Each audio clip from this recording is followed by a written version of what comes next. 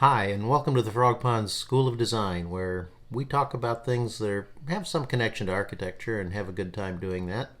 And where today we're going to talk about the Eiffel Tower. Now, you're all familiar with the Eiffel Tower, that Iron Lady, as some people call it, in Paris. It was built for the 1889 World's Fair, and when it was built, it became the tallest structure in the world. It surpassed, believe it or not, the Washington Monument, which had been the tallest structure in the world up until that time. And it held that title for like 40 years, until the completion of the Chrysler Building in New York. Ironically, the Chrysler Building only held the title for 11 months until the Empire State Building was completed. So that's kind of the transition there of tallest buildings. So today, the Eiffel Tower is kind of a revered structure, symbol of Paris and that sort of thing. But not everybody was happy when it was first being built. A strong contingent of artists and architects from around France objected strenuously to the construction of the tower. Let me read you just a little bit about what they said.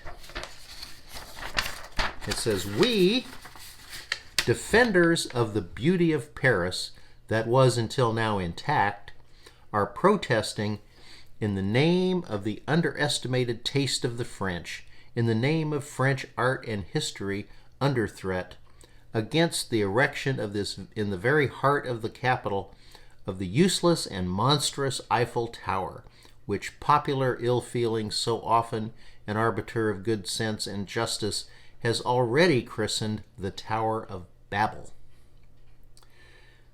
Will the city of Paris continue to associate itself with the baroque and mercantile fancies of a builder of machines, thereby making itself irreparably ugly and bringing dishonor to itself?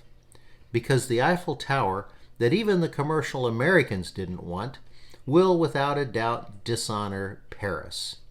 They went on to say, they call a tower of ridiculous, vertiginous height, dominating Paris just like a gigantic black factory chimney, spreading across the whole city like a dark ink stain, the odious shadow of this odious column of bolted metal. So yeah, they didn't seem real thrilled with the tower when it was going up. Eventually, after it was built, most people at least softened to it, if they didn't totally change their mind.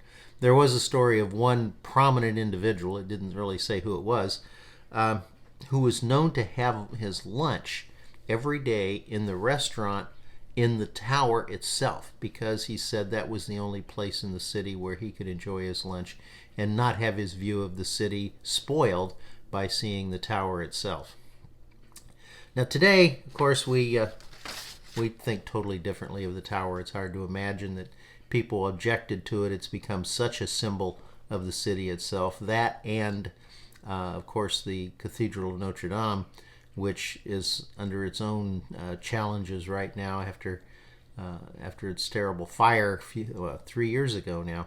So Paris, and there are a lot of other nice things in Paris to identify it with, but those are the two structures that come to mind when people think of the city. And certainly the Eiffel Tower can be seen from a lot of places around the city.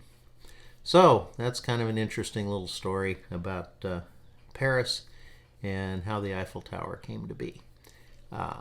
Thank you for hanging around the pond today. I'll look forward to seeing you next time.